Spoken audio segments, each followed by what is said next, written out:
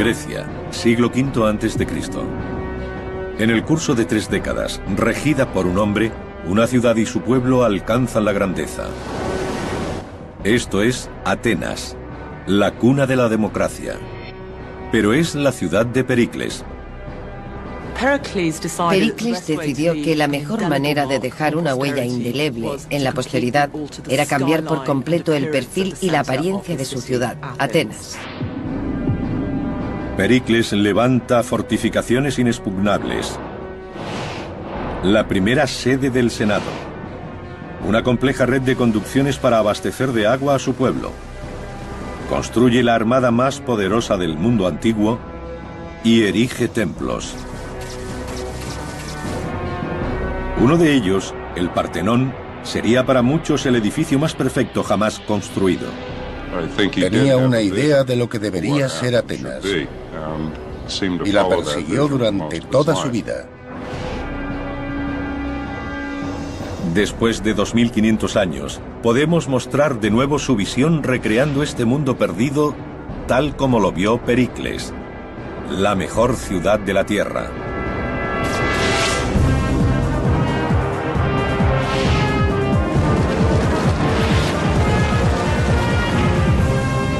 Mundos perdidos, la antigua Atenas. En el siglo V a.C., entre los cientos de estados que conforman la antigua Grecia, un hombre lleva a su ciudad hasta la grandeza. La ciudad es Atenas, y Pericles no es ni un rey ni un príncipe, sino un gobernante elegido. Su poder procede del pueblo y de su propia visión. Cuenta la historia que cuando la madre de Pericles estaba embarazada de 8 meses, supo que iba a tener un hijo extraordinario, destinado a la grandeza, porque tuvo un sueño en el que daba luz a un león. Para los antiguos griegos, el león era un símbolo de liderazgo. Para ser un político de éxito en Grecia, había que ser un líder militar y un orador efectivo en la asamblea. Y él era ambas cosas. Pericles no solo contribuyó a convertir a Atenas en una potencia, él fue el principal artífice de ese poder. Pericles quiere enviar un mensaje al resto del mundo. Atenas es superior, la capital de un nuevo imperio, y transmitirá este mensaje mediante la construcción.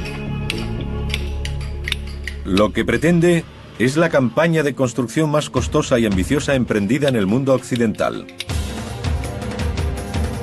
Necesita financiarla. En lo que algunos consideran un acto de flagrante robo, saquea el erario griego. El dinero que debía haberse utilizado para defender a todas las ciudades-estado de la región se destina a la glorificación de su propia ciudad. Y comienzan los trabajos en el Partenón. Construido para honrar a la diosa Atenea, se convertiría en el edificio más imitado de la historia, toda una inspiración para ingenieros y arquitectos. Tardaría 8 años en construirse, con un coste equivalente a unos 75 millones de euros y el empleo de 20.000 toneladas del mejor mármol. Podría decirse que el Partenón es el edificio más influyente de la historia. Es imposible visitar una ciudad norteamericana o europea sin encontrar una fachada del siglo XIX, ya sea de un banco, un parlamento o un palacio de justicia, que no tenga alguna influencia del Partenón. El Partenón es muy especial porque tiene un gran impacto visual. En primer lugar es enorme, de mármol, y aún así da una gran sensación de ligereza y movimiento. Cuando uno lo ve desde la Acrópolis, parece flotar ante sus ojos. La imagen del Partenón nos es familiar, pero 25 siglos de guerras, inclemencias del tiempo e historia han reducido el edificio a una sombra de lo que fue.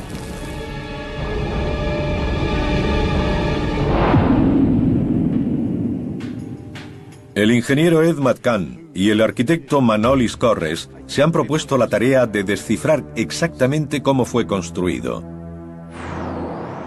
y el aspecto que tenía durante la Edad Dorada de Atenas. Los hombres de Pericles extrajeron el mármol del Partenón de la cercana montaña de Penteli. El equipo que actualmente restaura el templo sigue extrayendo el mármol necesario del mismo lugar, lo que parece laborioso incluso con la ayuda de tecnología moderna. Costaría meses en tiempos de Pericles. Primero el mármol se cortaba a mano de la pared de piedra. A continuación era revisado en busca de fallos y se iniciaban las labores de transporte.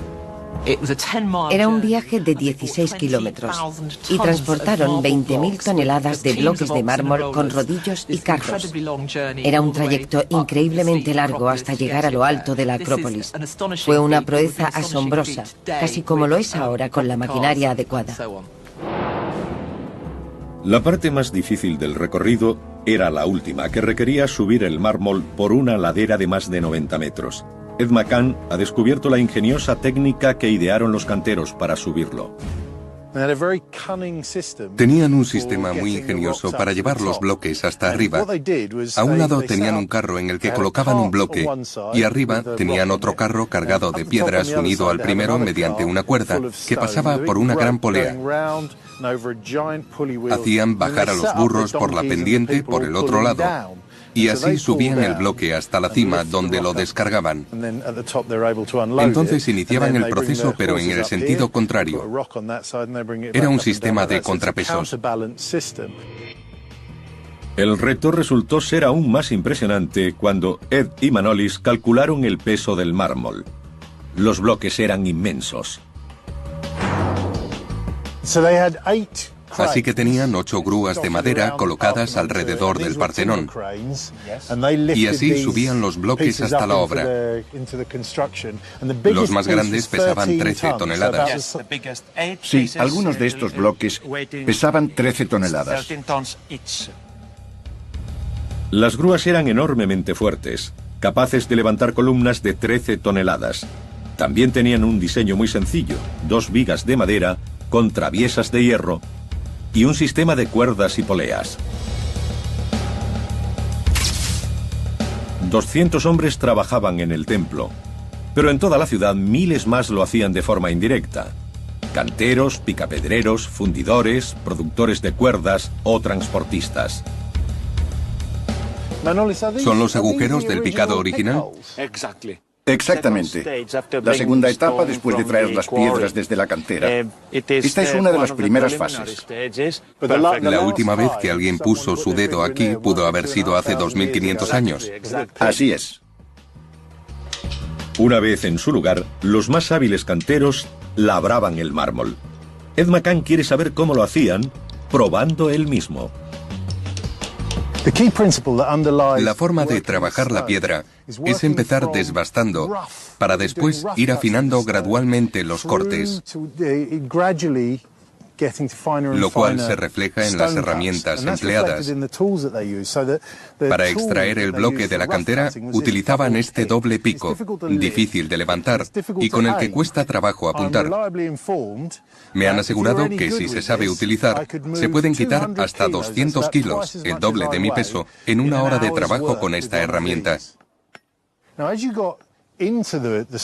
Para desbastar la piedra se necesitan herramientas más pequeñas que se colocan exactamente en el punto a golpear, casi al milímetro. Son fáciles de usar y aunque puedo equivocarme, no arranco mucha piedra. Me costaría unas 2 semanas, esencialmente reduciendo el mármol a polvo, poder retirar 200 kilos. Una vez terminadas, hay que montar las columnas y los tambores. Aquí es donde se unieron las piedras. Son grapas de hierro. Exactamente. Falta la grapa, pero se puede ver el lecho de la construcción original. Esto habría quedado debajo. Sí, ocultas por los bloques siguientes. Actualmente, el daño producido por la polución supone que el Partenón requiera amplios trabajos de restauración. A medida que Ed McCann busca pistas de cómo se montaron las piedras hace siglos, consigue acceso exclusivo al trabajo que se hace ahora. Actualmente se lleva a cabo un trabajo de restauración y, a pesar de ser diferente a como se hacía en época de Pericles, guarda algunas similitudes. En primer lugar, los tambores de las columnas son iguales, y en este caso se izan con grandes grúas de hierro y acero, mientras que las antiguas serían de madera. Aquí en medio se puede ver una pequeña barra de titanio que reemplaza a las de madera utilizadas en la época de Pericles. En la parte inferior del bloque que se baja con la grúa hay un pequeño orificio en el que encaja la barra y que permite alinear y centrar perfectamente el montaje. Cada muro y cada columna son muestras de una extraordinaria destreza. Las piedras están colocadas a la perfección y aparentemente sin juntas. Esta es una de las juntas mejor conservadas del Partenón, porque esta columna nunca ha sido dañada por terremotos o cualquier otra causa. No cabe ni una hoja de papel entre ambas partes. La estructura exterior necesitó 46 de estas columnas de 13 toneladas. El resultado fue un edificio de grandeza incomparable. Hoy es igual de impresionante, pero en la época de Pericles debió ser sobrecogedor. Y no solo su exterior, sino su interior desaparecido hace mucho tiempo. Nuestros investigadores van a concentrarse en su interior e intentar mostrarlo como lo vieron sus constructores, porque el Partenón albergaba una de las estatuas más espectaculares de la historia.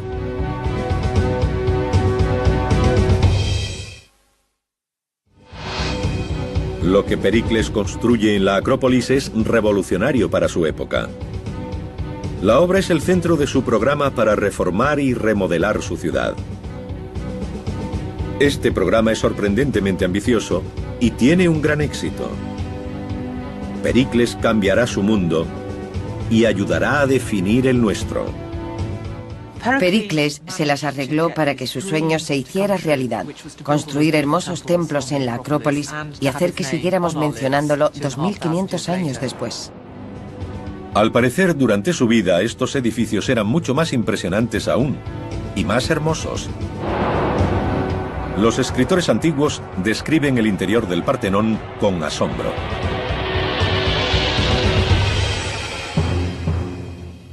Aquello de lo que hablan ya no existe. En 1687 el ejército veneciano bombardeó la ciudad de Atenas. El centro del templo fue destruido por una enorme explosión. Ahora Edma Khan y Manolis Corres buscan entre las ruinas para descifrar las pistas que quedan. Quieren comprender cómo era el Partenón cuando fue construido. Aquí fue donde impactó la bala de cañón veneciana, provocando grietas y el desprendimiento de un gran trozo de mármol. Hay por todas partes, aquí, aquí. Veo que en Grecia tenéis algunos vándalos, porque eso es una pintada, ¿no? Sí, es una de las 230 pintadas que hay en el Partenón.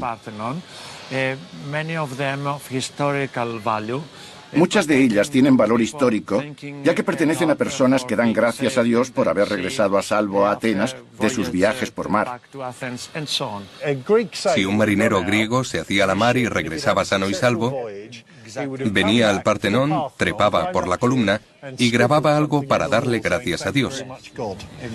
Exacto. Genial. Entre las pintadas y el daño causado por las bombas, divisan otras marcas. Restos de pigmentos que sugieren que el edificio tuvo un aspecto muy diferente. La imagen convencional de un templo griego es de piedra blanca, pero al parecer el Partenón estuvo cubierto de colores.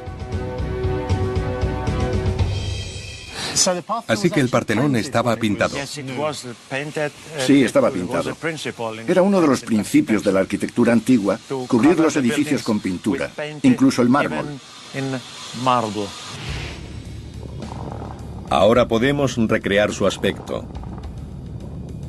Las brillantes columnas blancas soportaban un hastial en azul, rojo y oro. De hecho, ningún otro templo griego presentaba un colorido tan elaborado como este. Además de la pintura, contaba con impresionantes esculturas. Había 92 estatuas. un friso tallado en el mármol de casi 160 metros de largo. Y las esculturas que adornaban el hastial eran colosales. El Partenón es impresionante, y si nos fijamos en las esculturas, ahora que las podemos ver por detrás, apreciamos que están maravillosamente esculpidas por entero, aunque una vez arriba no pudieran verse. Eso es difícil de explicar, salvo quizá el orgullo de artista, el sentido de que lo estaban haciendo en honor de los dioses, y puede que en honor de la ciudad. Pericles pretende que cualquiera que entre en el edificio se sienta intimidado. Este no es solo un lugar de culto. Alberga el erario del Estado y también el principal símbolo de la ciudad, una enorme estatua de su diosa protectora, Atenea. El ingeniero Ed McCann ha estado intentando identificar el lugar donde una vez se alzó la estatua, destruida hace mucho tiempo. Manolis siente un poco de vergüenza al decirme dónde estaba la estatua, porque justo en el punto en el que se encuentra esta horrible grúa, se alzaba Atenea en toda su gloria. ¿Repondréis a Atenea como parte de la restauración? Es imposible porque fue totalmente destruida durante un incendio en el siglo III de nuestra era. La estatua medía 10 metros de altura. Estaba recubierta de oro y marfil. Y debido a que se encontraba en el interior del edificio, solo podía verse desde cerca, lo que la hacía más impresionante. La estatua de Atenea no tenía precedente. Pericles la colocó sobre un pedestal de 1,5 metros de altura para que cuando se entrara a verla solo pudiesen apreciarse sus pies y poco a poco hubiera que levantar la vista hasta los 12 metros de altura donde se encontraba su hermosa cara y su casco, con esos caballos saliendo en dirección a los dioses. La estatua de Atenea cambió para siempre la historia de la estatuaria de los templos en el mundo antiguo y probablemente también del cristiano.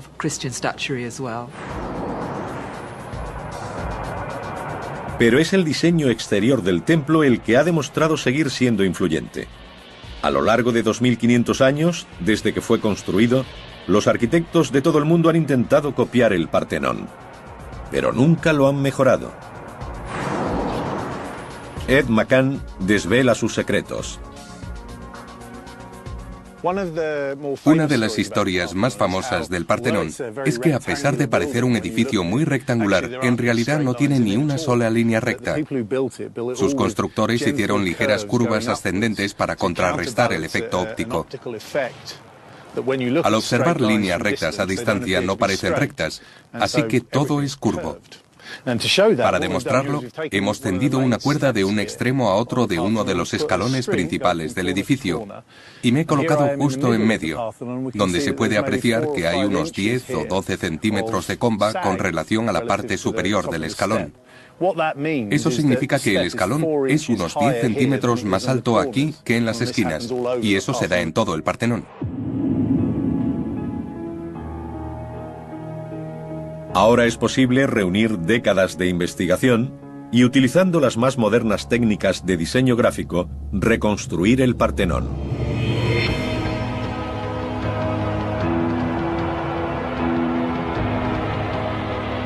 Ocho columnas delante, 8 detrás, y una fila de 15 a cada lado. Al entrar en el templo se atraviesa un porche, se pasa al santuario de Atenea, de 30 metros de largo, y luego a la sala del erario, al fondo, para salir por otro porche de 6 columnas. Los romanos tomaron los prodigios de la Acrópolis como modelo para muchos de sus edificios, que a su vez influyeron muchísimo en construcciones del Renacimiento europeo. Así que, a pesar de hacerlo por medio de Roma, la influencia del Partenón perduró en la arquitectura. Solo este edificio habría valido para garantizar a Pericles un lugar en la historia. Pero haría otros. Estaba dando un cambio radical a Atenas. Y una serie de edificios transformarían la ciudad y a su gente. Pericles construía la democracia.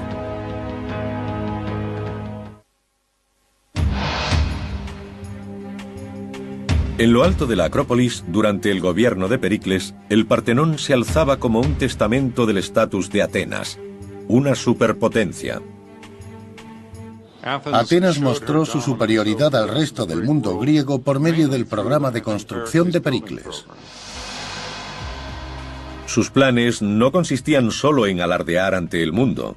Pericles tenía la intención de reformar las vidas de los atenienses.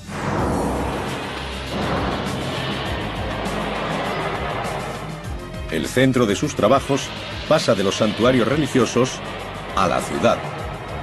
Como la Atenas actual, la antigua era un concurrido núcleo comercial. Y en el corazón se encontraba el ágora. El ágora era de gran importancia. Se trata de un mercado, un centro político y social, y constituye el centro de la ciudad en todos los aspectos. Actualmente el ágora yace en ruinas. En el pasado fue atacada por los invasores bárbaros y se construyó sobre ella. Está abandonada. Pero es posible recrear el aspecto que tuvo en la época de Pericles, cuando estos 120.000 metros cuadrados eran el centro de la civilización más avanzada sobre la Tierra. John Camp es una autoridad mundial en la construcción del ágora. Pasó más de 3 décadas intentando reconstruir su aspecto. En esta parcela había calles, templos, un mercado y la primera sede del Senado. El ágora en época de Pericles debía ser impresionante.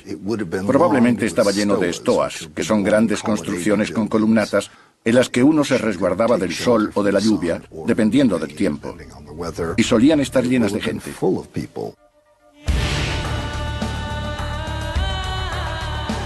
Otro asombroso templo fue construido aquí, muy diferente del Partenón, llamado Hefesteion. Estaba dedicado a los artesanos que hicieron realidad la visión de Pericles. Con este gesto, Pericles reconocía la raíz de su poder. Descansaba en el respaldo que recibía de su pueblo. Es uno de los templos mejor conservados de la antigüedad, por lo que cuesta un poco ver el conjunto. Cuando uno se encuentra aquí abajo, puede ver restos de su gemelo virtual que fue levantado en la plaza baja. Fue construido en mármol en su mayoría y no se usó argamasa. Las diferentes piezas se unían mediante grapas de hierro, como la que puede verse aquí, o barras del mismo material que encajaban en los agujeros de los otros bloques. Este sería un primer escalón. Y a partir de aquí habría continuado un segundo, por lo que todas estas marcas habrían estado cubiertas. El Hefesteion se alzaba en la entrada del ágora, mientras que en el centro se encontraba la Cámara del Consejo. Para construirla, los obreros nivelaron el suelo, crearon terrazas artificiales y construyeron en la roca. Las técnicas empleadas eran conocidas, pero lo que ocurría en su interior era revolucionario. Este edificio fue la cuna de la democracia. Estos muros de aquí son todo lo que queda de la vieja Cámara de Consejo, construida hacia el 500 a.C. Era un edificio muy sencillo, con paredes de ladrillos y una fachada de columnas orientada al sur, y en su interior una serie de asientos de madera para los miembros del Consejo. Una antecámara rectangular llevaba a un gran salón principal. En su centro, un tejado de madera estaba soportado por 5 columnas. 500 atenienses eran seleccionados cada año, no elegidos, para servir como senadores. La forma de democracia empleada era muy sencilla. El Consejo presentaba a la gente asuntos a discutir, litigios, impuestos, o ir o no a la guerra. Y las decisiones eran tomadas por el pueblo. Hacían votaciones depositando guijarros en una vasija de terracota. La Cámara del Consejo era comparable a los senados actuales, pero en vez de permitir que la dominaran políticos profesionales, se esperaba que en algún momento de su vida todo ciudadano ateniense sirviera como senador. La mayoría de las democracias actuales son representativas. Atenas tenía una democracia directa. Podemos compararla con un sistema de trabajo de gobierno parecido a un consejo ciudadano, en el que todos los vecinos de una ciudad acuden a una región y toman una serie de decisiones. Los atenienses de Pericles también desarrollaron un sistema para evitar que un solo individuo adquiriese demasiado poder. El ostracismo es algo que está en desuso y consistía en una especie de elección inversa en la que los atenienses tenían la oportunidad anual de expulsar a alguien de su cargo. Lo hacían escribiendo el nombre de la persona a la que consideraban una amenaza para la democracia en un trozo de arcilla. La palabra griega que lo designa es ostrakón. Así uno quedaba prácticamente exiliado durante 10 años mediante pequeños trozos de cerámica.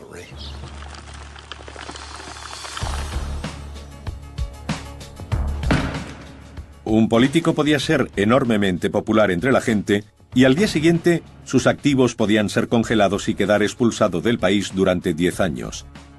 Es importante destacar que es un castigo al que Pericles nunca tuvo que hacer frente, a pesar de la política dominante que ejerció sobre Atenas durante más de 3 décadas. Su poder procedía del apoyo del pueblo. Y las humildes casas de los ciudadanos yacen junto a los imponentes edificios y templos del Estado.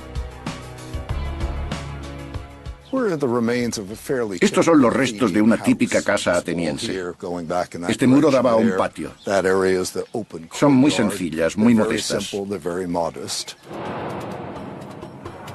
Los muros de estas casas estaban hechos de adobe o piedra, reforzados con madera y arcilla. Una vez terminados, los muros eran pintados de color blanco, amarillo o rojo. Los suelos eran de arcilla prensada, puede que formando un mosaico. Las casas eran construidas de cara al interior, a un patio central, y se esperaba que todo individuo conectara su casa al sistema de abastecimiento de agua de la ciudad. Cientos de años antes de los grandes proyectos de construcción de Roma, los atenienses de Pericles desarrollaron y construyeron un avanzado sistema de suministro de agua y alcantarillado. John Camp descubrió lo que quedaba de él bajo estas ruinas. El agua limpia era esencial para la ciudad, por supuesto. Y tanto Pericles como el resto de los hombres de Estado se preocupaban porque los atenienses tuvieran suficiente. Aquí puede verse un grupo de conducciones que han sido excavadas. Muchas de ellas servían para abastecer a la ciudad y otras para evacuar las aguas residuales. Se han encontrado cientos de metros de tuberías atravesando el ágora. Las piezas eran cortas, de 1 metro aproximadamente, porque se hacían en tornos de alfarería. Con unos 5 centímetros de espesor llevaban un borde especial para asegurar la impermeabilidad. Cuando se tendía un tramo, los ingenieros probaban si había filtraciones vertiendo una mezcla de agua y ceniza. Recorriendo las zanjas cavadas bajo el ágora, estas tuberías traían el agua de numerosos pozos y manantiales.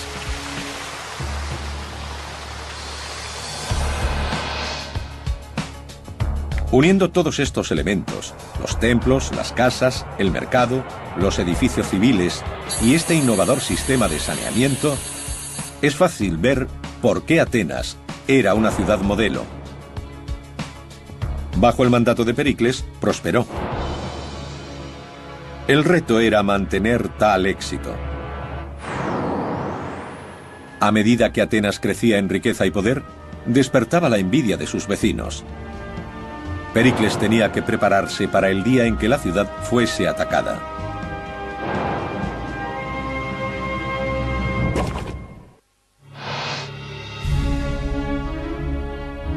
Atenas sufre una transformación. Con el apoyo de su pueblo, Pericles rige la ciudad durante más de 3 décadas. Cada año, durante más de 30, era reelegido como jefe de la Junta de Generales. Todos los años. Nunca perdió esa posición.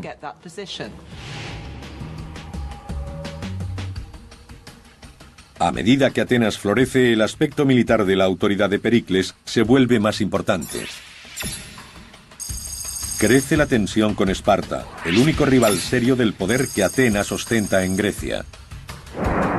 Pericles se da cuenta de que necesita preparar la ciudad ante la posibilidad de una guerra.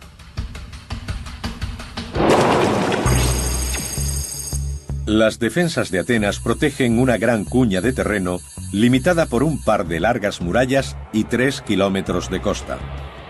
Está claro que en el caso de un ataque espartano, el frente sería demasiado grande para defenderlo. Las fuerzas atenienses se verían superadas y resultarían vulnerables.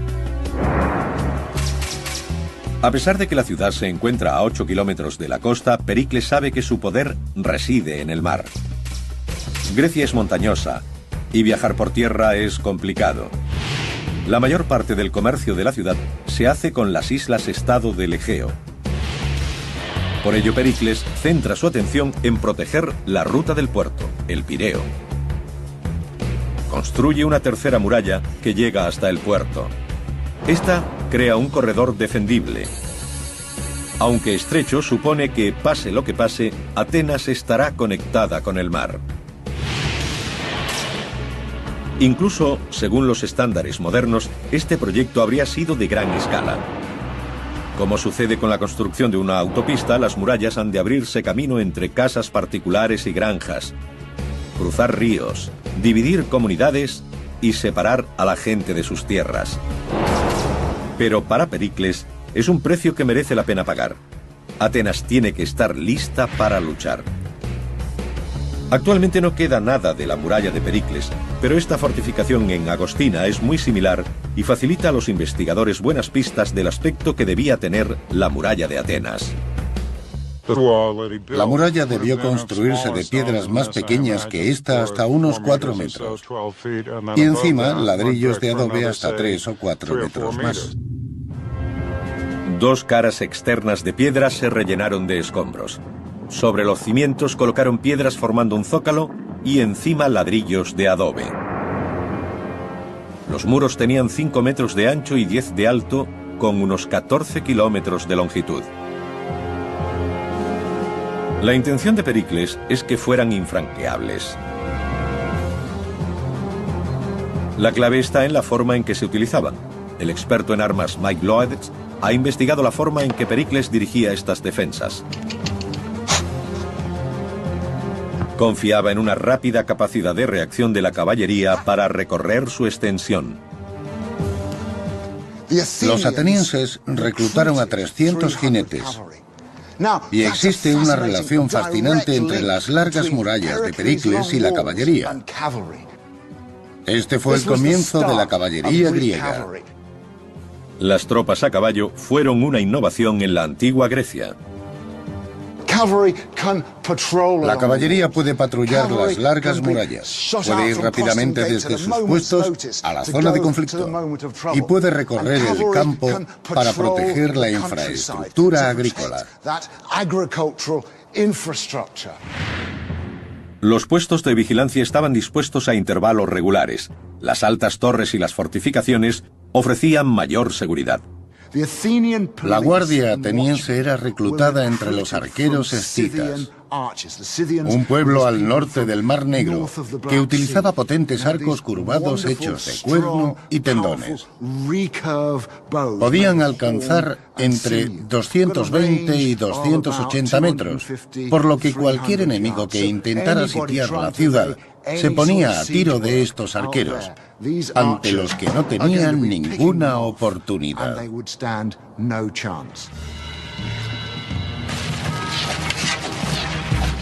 Pero los atacantes no solo debían temer a las flechas. Pericles también había apostado en las murallas a hombres armados con hondas. Eran los francotiradores de la época. Las hondas lanzaban proyectiles de plomo, pesados y aerodinámicos como una bala, capaces de matar a un hombre. Esta es una copia exacta de un proyectil de honda griega que se encuentra en el Museo Británico. Tiene escrita la palabra Dexa, que significa toma eso. Un maravilloso ejemplo milenario del ingenio de los soldados. Solo había que colocar el proyectil en la honda y lanzarlo. Construidas antes del desarrollo de las técnicas de asedio, estas murallas nunca fueron superadas durante la época de Pericles. Ningún ejército contaba con la suficiente capacidad técnica o logística para derribarlas. Eso significaba que Pericles podía sacar provecho confiadamente y llevar a su país a la guerra. La guerra comenzó porque había dos ciudades principales en Grecia, Atenas y Esparta. Ambas ambicionaban ser líderes del mundo helénico, y solo había sitio para una, por lo que el conflicto era inevitable. La edad dorada de Atenas estaba a punto de llegar a un dramático final. Pericles confió todo lo que había construido y todo aquello por lo que la gente había trabajado a la fuerza de su poderosa flota. Descubriremos el mundo perdido de los barcos de guerra griegos.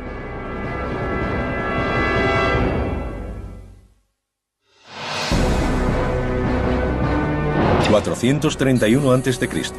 Como Pericles había predicho, las fuerzas de Esparta invaden territorio ateniense. Y Pericles responde de una forma que impacta a su propio pueblo. Habiendo reforzado las fortificaciones de la ciudad, deposita toda su confianza en ellas. Ordena a la gente del campo que abandone sus hogares y se refugie tras las murallas de Atenas. Muchos lo consideran un acto de cobardía. De ese modo, los atenienses ven cómo 60.000 espartanos saquean y destruyen. El razonamiento de Pericles es que el ejército espartano es demasiado fuerte. Enfrentarse a él en tierra significaría la derrota. En vez de ello, llevará la batalla al mar. Las tropas recorren el estrecho corredor que une a Atenas con el puerto del Pireo y se disponen a atacar a Esparta utilizando una flota de buques de guerra muy avanzados, sus trirremes. Podemos afirmar que Atenas tenía la mejor armada del Mediterráneo en el siglo V a.C. Uno de los motivos es que los ingresos que recibía Atenas, procedentes del imperio, le permitían pagar un entrenamiento a sus tripulaciones más largo y duro que cualquier otra flota. Ningún arqueólogo ha encontrado restos de un trirreme, pero nuestros investigadores han conseguido reconstruir la historia de lo que debió ser un increíble logro de la ingeniería naval y militar. El prefijo tri de la palabra trirreme hace referencia a una innovación que diferencia a estos barcos. 3 filas de remos, una encima de la otra, le proporcionaban una impresionante potencia. Los primeros barcos a remo tenían remeros a 2 niveles. Añadiendo un tercer nivel, se tiene mucha más potencia con la misma longitud de casco, por lo que eran más rápidos y maniobrables. Basándonos en antiguos dibujos de trirremes, podemos afirmar que la intención de los diseñadores estaba clara. Querían utilizar esa potencia extra para un efecto brutal. Boris Rankov cree que la proa de los barcos era reforzada para formar un espolón. El espolón era básicamente una proyección de la proa del barco, revestida de bronce y con bordes cortantes, que se utilizaba para embestir a otros navíos y perforar sus cascos. El trirreme era como un misil guiado. La idea era penetrar en el casco de un barco enemigo causando el máximo daño para luego retirarse. El éxito dependía de la habilidad de la persona al timón. Para que saliera bien, el espolón debía impactar a una velocidad de 10 nudos. Y si se hacía demasiado pronto o demasiado tarde, los vulnerables costados de la nave quedaban expuestos.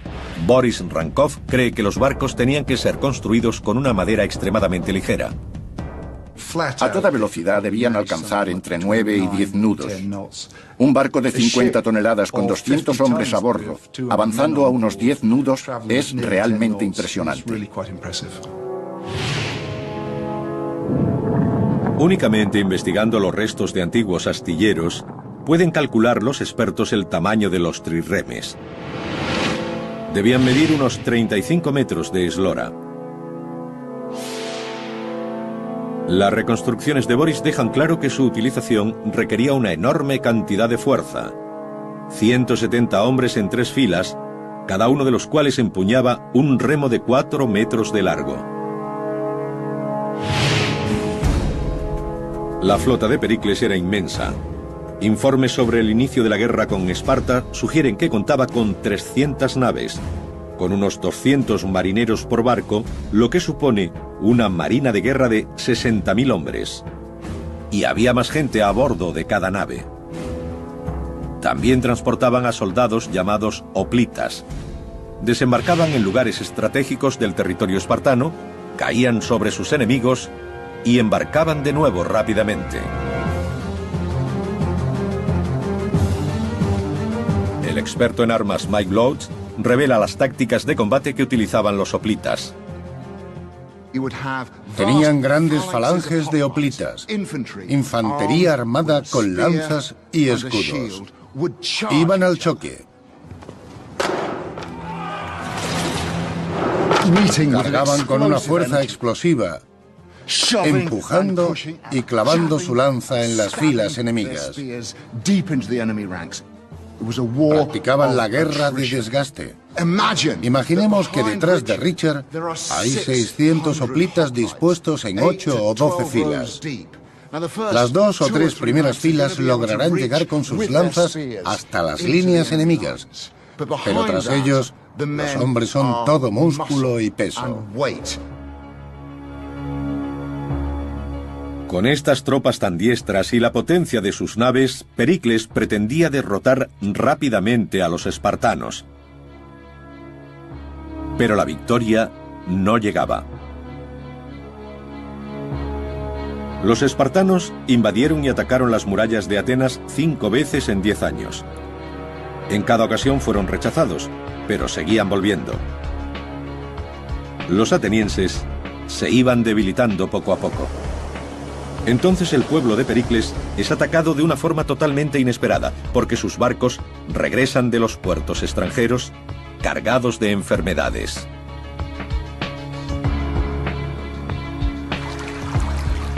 Miles de personas están apiñadas tras los muros de la ciudad, y en esas condiciones, una plaga desconocida causa estragos. 1/4 de la población muere.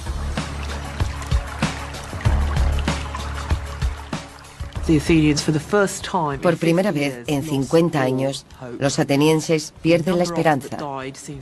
Muere un número extraordinario de personas tras un prolongado sufrimiento físico que dura hasta 10 días.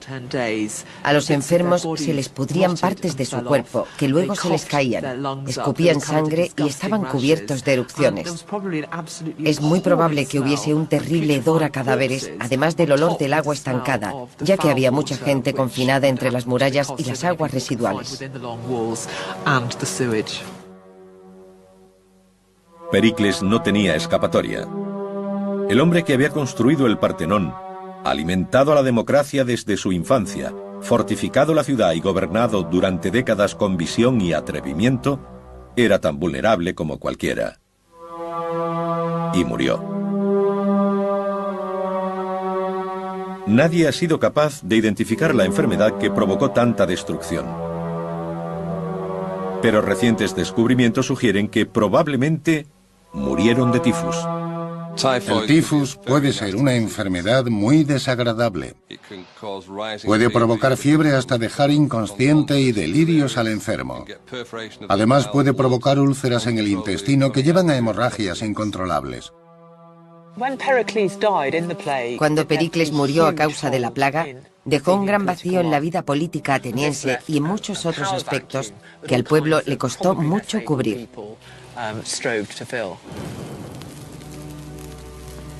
Atenas estaba derrotada física y psicológicamente. Finalmente, en el 404 a.C., tras una despiadada lucha interna y una serie de desastres militares, la ciudad se vio obligada a rendirse a los espartanos. A pesar de que las defensas construidas por Pericles no fueron nunca superadas, la ciudad había quedado diezmada por su peor enemigo.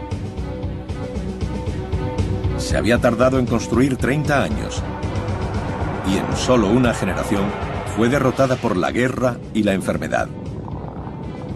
Aún así, eso no resta valor al logro de Pericles. La ciudad que construyó sentó las bases de la civilización occidental. Su influencia aún puede verse y su legado permanece.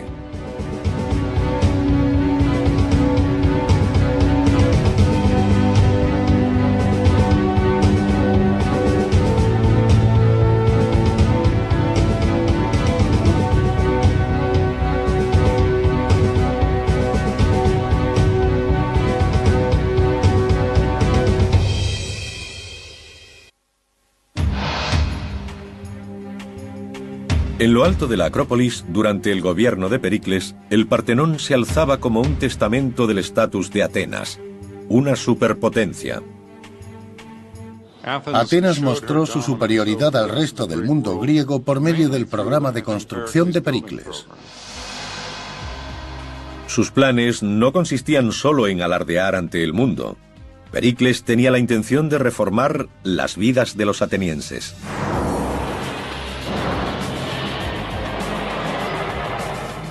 El centro de sus trabajos pasa de los santuarios religiosos a la ciudad. Como la Atenas actual, la antigua era un concurrido núcleo comercial. Y en el corazón se encontraba el ágora. El ágora era de gran importancia. Se trata de un mercado, un centro político y social, y constituye el centro de la ciudad en todos los aspectos. Actualmente el ágora yace en ruinas. En el pasado fue atacada por los invasores bárbaros y se construyó sobre ella. Está abandonada. Pero es posible recrear el aspecto que tuvo en la época de Pericles, cuando estos 120.000 metros cuadrados eran el centro de la civilización más avanzada sobre la Tierra.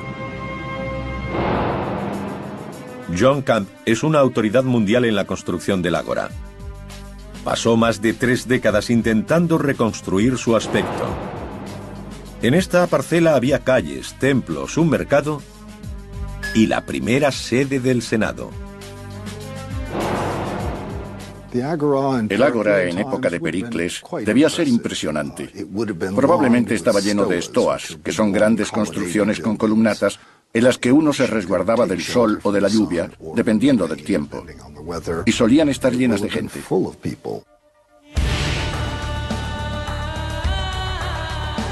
Otro asombroso templo fue construido aquí, muy diferente del Partenón, llamado Hefesteion. Estaba dedicado a los artesanos que hicieron realidad la visión de Pericles. Con este gesto, Pericles reconocía la raíz de su poder. Descansaba en el respaldo que recibía de su pueblo. Es uno de los templos mejor conservados de la antigüedad, por lo que cuesta un poco ver el conjunto. Cuando uno se encuentra aquí abajo, puede ver restos de su gemelo virtual que fue levantado en la plaza baja. Fue construido en mármol en su mayoría y no se usó argamasa. Las diferentes piezas se unían mediante grapas de hierro, como la que puede verse aquí, o barras del mismo material que encajaban en los agujeros de los otros bloques. Marcas, restos de pigmentos que sugieren que el edificio tuvo un aspecto muy diferente. La imagen convencional de un templo griego es de piedra blanca, pero al parecer el Partenón estuvo cubierto de colores. Así que el Partenón estaba pintado. Sí, estaba pintado. Era uno de los principios de la arquitectura antigua, cubrir los edificios con pintura, incluso el mármol. Ahora podemos recrear su aspecto. Las brillantes columnas blancas soportaban un hastial en azul, rojo y oro. De hecho, ningún otro templo griego presentaba un colorido tan elaborado como este. Además de la pintura, contaba con impresionantes esculturas.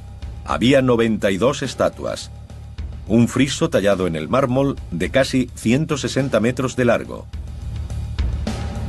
Y las esculturas que adornaban el hastial eran colosales. El Partenón es impresionante y si nos fijamos en las esculturas, ahora que las podemos ver por detrás, apreciamos que están maravillosamente esculpidas por entero, aunque una vez arriba no pudieran verse. Eso es difícil de explicar, salvo quizá el orgullo de artista. El sentido de que lo estaban haciendo en honor de los dioses. y puede que en honor de la ciudad. Pericles pretende que cualquiera que entre en el edificio se sienta intimidado. Este no es solo un lugar de culto. Alberga el erario del Estado y también el principal símbolo de la ciudad, una enorme estatua de su diosa protectora, Atenea. El ingeniero Ed McCann ha estado intentando identificar el lugar donde una vez se alzó la estatua, destruida hace mucho tiempo. Manolis siente un poco de vergüenza al decirme dónde estaba la estatua, porque justo en el punto en el que se encuentra esta horrible grúa, se alzaba Atenea en toda su gloria. ¿Repondréis a Atenea como parte de la restauración? Es imposible porque fue totalmente destruida durante un incendio en el siglo III de nuestra era. La estatua medía 10 metros de altura. Estaba recubierta de oro y marfil. Y debido a que se encontraba en el interior del edificio, solo podía verse desde cerca, lo que la hacía más impresionante. La estatua de Atenea no tenía precedente. Pericles la colocó sobre un pedestal de 1,5 metros de altura para que cuando se entrara a verla solo pudiesen apreciarse sus pies y poco a poco hubiera que levantar la vista hasta los 12 metros de altura donde se encontraba su hermosa. Pericles no solo contribuyó a convertir a Atenas en una potencia, él fue el principal artífice de ese poder. Pericles quiere enviar un mensaje al resto del mundo. Atenas es superior, la capital de un nuevo imperio, y transmitirá este mensaje mediante la construcción. Lo que pretende es la campaña de construcción más costosa y ambiciosa emprendida en el mundo occidental. Necesita financiarla. En lo que algunos consideran un acto de flagrante robo, saquea el erario griego. El dinero que debía haberse utilizado para defender a todas las ciudades-estado de la región se destina a la glorificación de su propia ciudad. Y comienzan los trabajos en el Partenón. Construido para honrar a la diosa Atenea, se convertiría en el edificio más imitado de la historia, toda una inspiración para ingenieros y arquitectos. Tardaría 8 años en construirse, con un coste equivalente a unos 75 millones de euros y el empleo de 20.000 toneladas del mejor mármol. Podría decirse que el Partenón es el edificio más influyente de la historia. Es imposible visitar una ciudad norteamericana o europea sin encontrar una fachada del siglo XIX, ya sea de un banco, un parlamento o un palacio de justicia, que no tenga alguna influencia del Partenón. El Partenón es muy especial porque tiene un gran impacto visual. En primer lugar es enorme, de mármol, y aún así da una gran sensación de ligereza y movimiento. Cuando uno lo ve desde la Acrópolis, parece flotar ante sus ojos. La imagen del Partenón nos es familiar, pero 25 siglos de guerras, inclemencias del tiempo e historia han reducido el edificio a una sombra de lo que fue.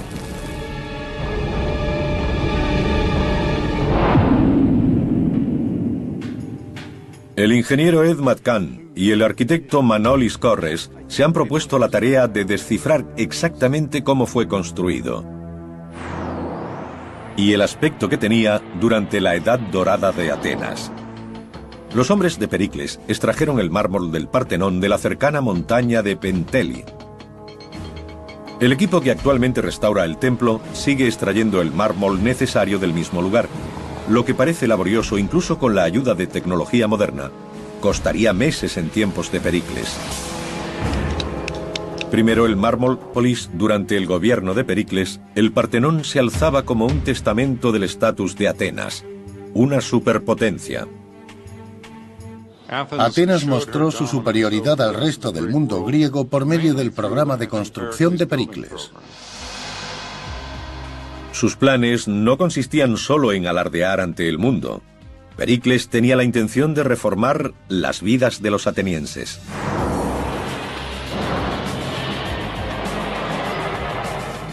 El centro de sus trabajos pasa de los santuarios religiosos a la ciudad. Como la Atenas actual, la antigua era un concurrido núcleo comercial. Y en el corazón se encontraba el ágora. El ágora era de gran importancia. Se trata de un mercado, un centro político y social, y constituye el centro de la ciudad en todos los aspectos. Actualmente el ágora yace en ruinas. En el pasado fue atacada por los invasores bárbaros y se construyó sobre ella. Está abandonada. Pero es posible recrear el aspecto que tuvo en la época de Pericles, cuando estos 120.000 metros cuadrados eran el centro de la civilización más avanzada sobre la Tierra. John Camp es una autoridad mundial en la construcción del ágora. Pasó más de 3 décadas intentando reconstruir su aspecto. En esta parcela había calles, templos, un mercado y la primera sede del Senado. El ágora en época de Pericles debía ser impresionante. Probablemente estaba lleno de estoas, que son grandes construcciones con columnatas en las que uno se resguardaba del sol o de la lluvia, dependiendo del tiempo. Y solían estar llenas de gente.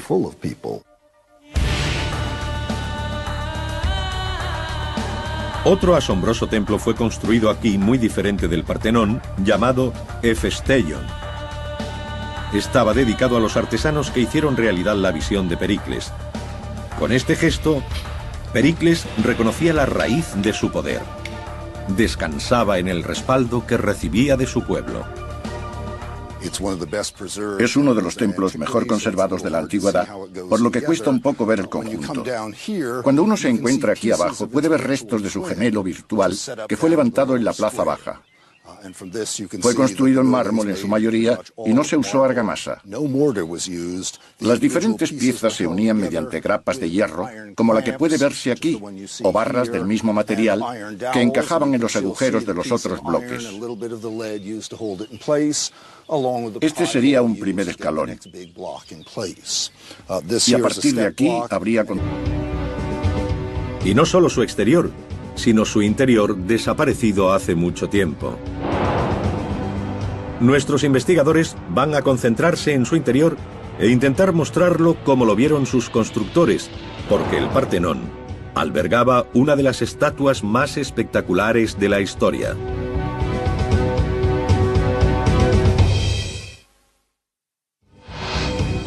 Lo que Pericles construye en la Acrópolis es revolucionario para su época. La obra es el centro de su programa para reformar y remodelar su ciudad. Este programa es sorprendentemente ambicioso y tiene un gran éxito. Pericles cambiará su mundo y ayudará a definir el nuestro. Pericles se las arregló para que su sueño se hiciera realidad, construir hermosos templos en la Acrópolis y hacer que siguiéramos mencionándolo 2500 años después. Al parecer, durante su vida, estos edificios eran mucho más impresionantes aún, y más hermosos. Los escritores antiguos describen el interior del Partenón con asombro.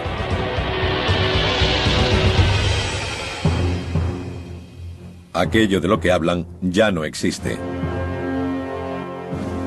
En 1687 el ejército veneciano bombardeó la ciudad de Atenas. El centro del templo fue destruido por una enorme explosión. Ahora Edma Khan y Manolis Corres buscan entre las ruinas para descifrar las pistas que quedan. Quieren comprender cómo era el Partenón cuando fue construido. Aquí fue donde impactó la bala de cañón veneciana, provocando grietas y el desprendimiento de un gran trozo de mármol. Hay por todas partes, aquí, aquí. Veo que en Grecia tenéis algunos vándalos, porque eso es una pintada, ¿no? Sí, es una de las 230 pintadas que hay en el Partenón. Muchas de ellas tienen valor histórico, ya que pertenecen a personas que dan gracias a Dios por haber regresado a salvo a Atenas de sus viajes por mar. Si un marinero griego se hacía a la mar y regresaba sano y salvo, venía al Partenón, trepaba por la columna y grababa algo para darle gracias a Dios. Exacto. Genial. Entre las pintadas y el daño causado por las bombas, divisan otras marcas. Restos de pigmentos que sugieren que el edificio tuvo un aspecto muy diferente. La imagen convencional de un templo griego es de piedra blanca, pero al parecer el Partenón estuvo cubierto de colores. Así que Era reelegido como jefe de la Junta de Generales todos los años. Nunca perdió esa posición.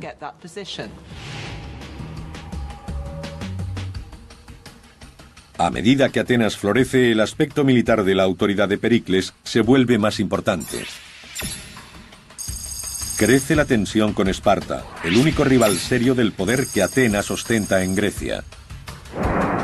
Pericles se da cuenta de que necesita preparar la ciudad ante la posibilidad de una guerra.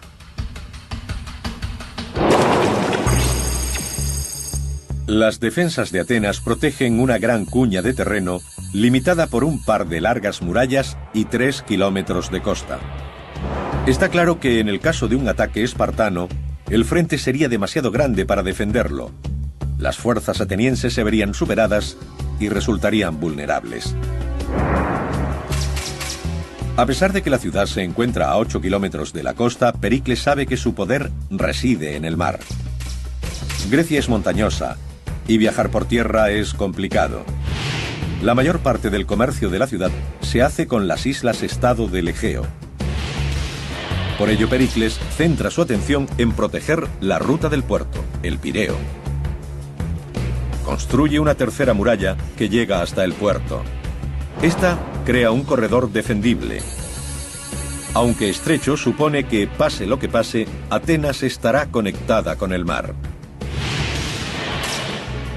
Incluso, según los estándares modernos, este proyecto habría sido de gran escala.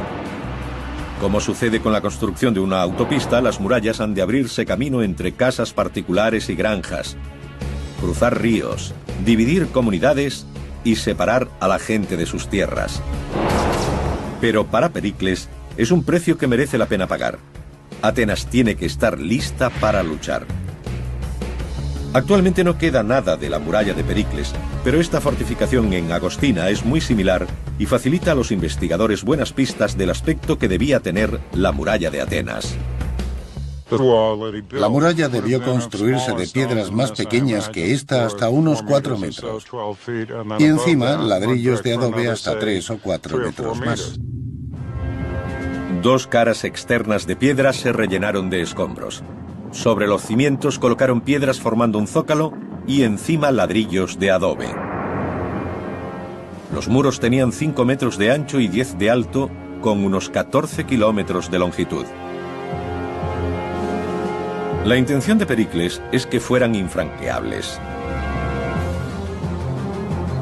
La clave está en la forma en que se utilizaban. El experto en armas Mike Lloyd ha investigado la forma en que Pericles dirigía estas defensas. Que fue levantado en la Plaza Baja.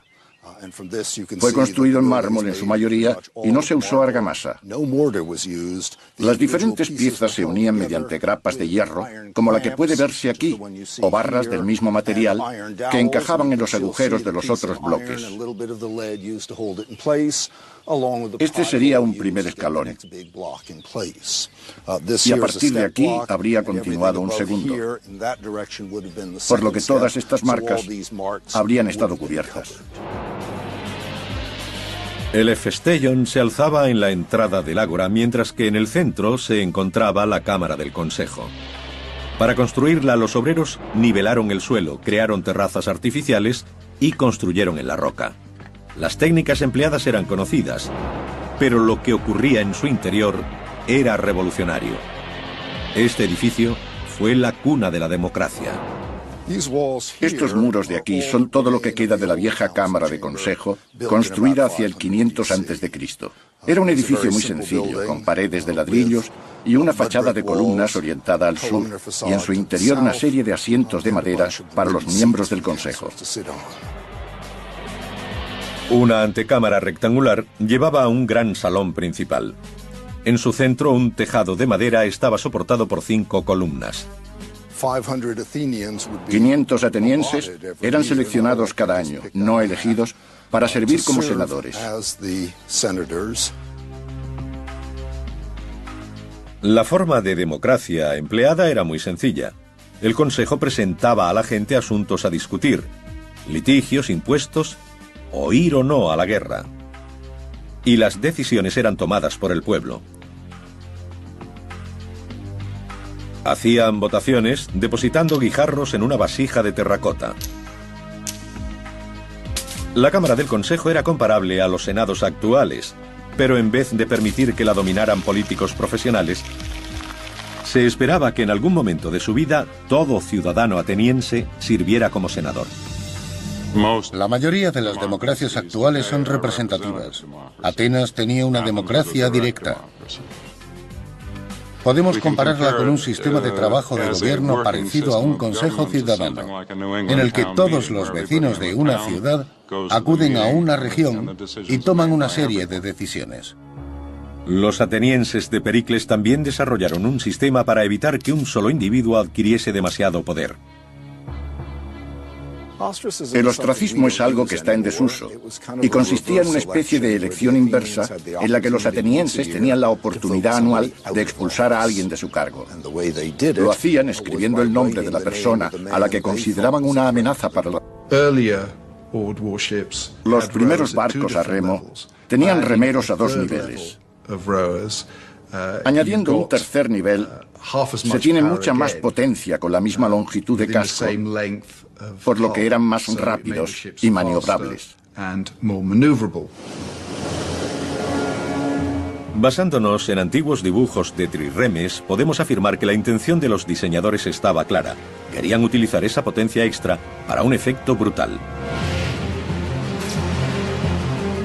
Boris Rankov cree que la proa de los barcos era reforzada para formar un espolón. El espolón era básicamente una proyección de la proa del barco, revestida de bronce y con bordes cortantes, que se utilizaba para embestir a otros navíos y perforar sus cascos. El trirreme era como un misil guiado. La idea era penetrar en el casco de un barco enemigo causando el máximo daño para luego retirarse. El éxito dependía de la habilidad de la persona al timón. Para que saliera bien, el espolón debía impactar a una velocidad de 10 nudos. Y si se hacía demasiado pronto o demasiado tarde, los vulnerables costados de la nave quedaban expuestos.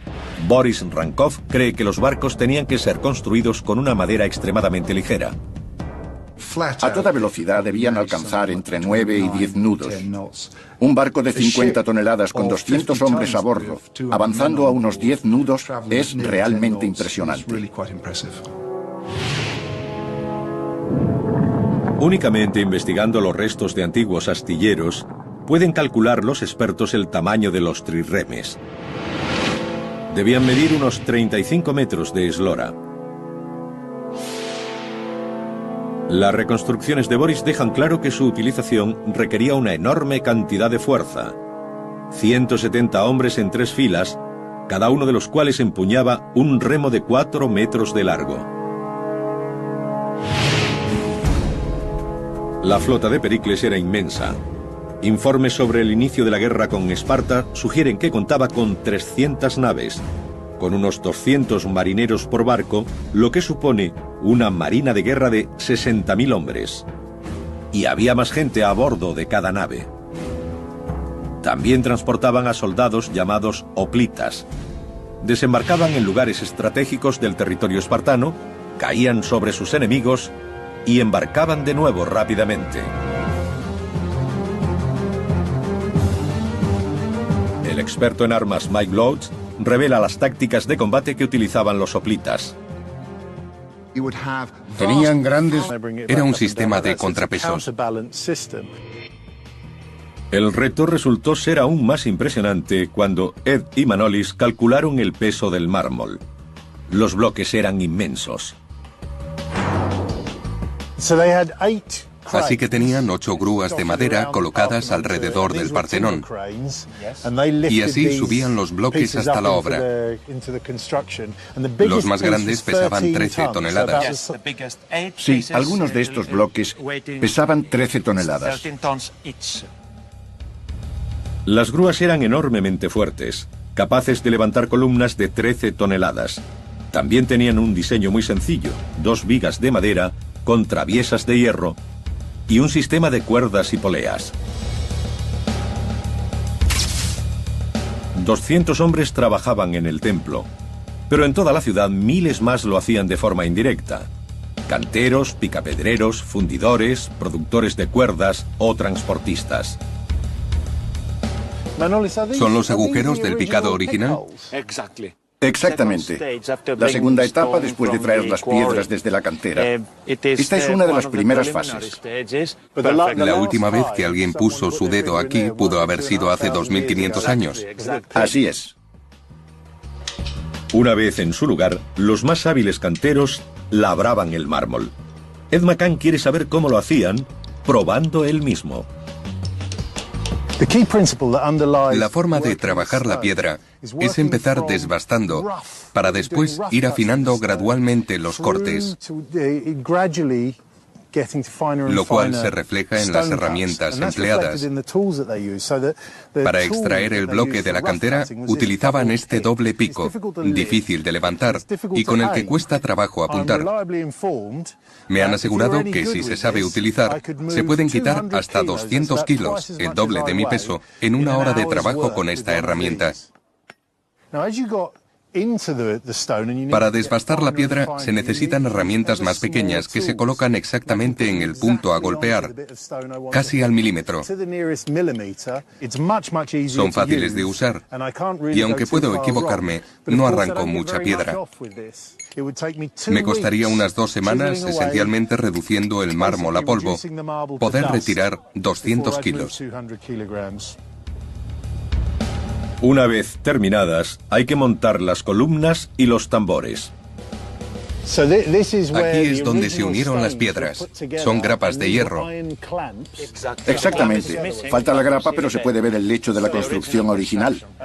Esto habría quedado debajo. Sí, ocultas por los bloques siguientes. Y existe una relación fascinante entre las largas murallas de Pericles y la caballería. Este fue el comienzo de la caballería griega. Las tropas a caballo fueron una innovación en la antigua Grecia. La caballería puede patrullar las largas murallas, puede ir rápidamente desde sus puestos a la zona de conflicto y puede recorrer el campo para proteger la infraestructura agrícola. Los puestos de vigilancia estaban dispuestos a intervalos regulares. Las altas torres y las fortificaciones ofrecían mayor seguridad.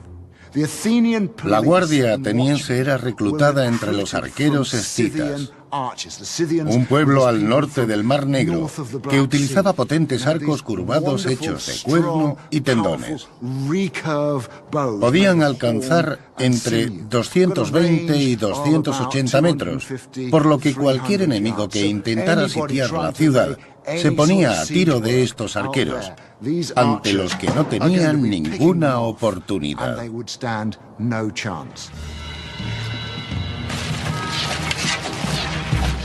Pero los atacantes no solo debían temer a las flechas. Pericles también había apostado en las murallas a hombres armados con hondas. Eran los francotiradores de la época. Las hondas lanzaban proyectiles de plomo, pesados y aerodinámicos como una bala, capaces de matar a un hombre. Esta es una copia exacta de un proyectil de honda griega que se encuentra en el Museo Británico. Tiene escrita la palabra Dexa, que significa toma eso. Un maravilloso ejemplo milenario del ingenio de los soldados. Solo había que colocar el proyectil en la honda y lanzarlo. Construidas antes del desarrollo de las técnicas de asedio, estas murallas nunca fueron superadas durante la época de Pericles. Ningún ejército contaba con la suficiente capacidad técnica o logística para derribarlas. Eso significaba que Pericles podía sacar provecho confiadamente y llevar a su país a la guerra. La guerra comenzó porque había dos ciudades principales en Grecia, Atenas y Esparta. Ambas ambicionaban ser líderes del mundo helénico, y solo había sitio para una, por lo que el conflicto era inevitable. La edad dorada de Atenas estaba a punto de llegar a un dramático final. Pericles confió todo lo que había construido y todo aquello por lo que la gente había trabajado a la fuerza de su poderosa flota. Descubriremos el mundo perdido de los barcos de guerra griegos.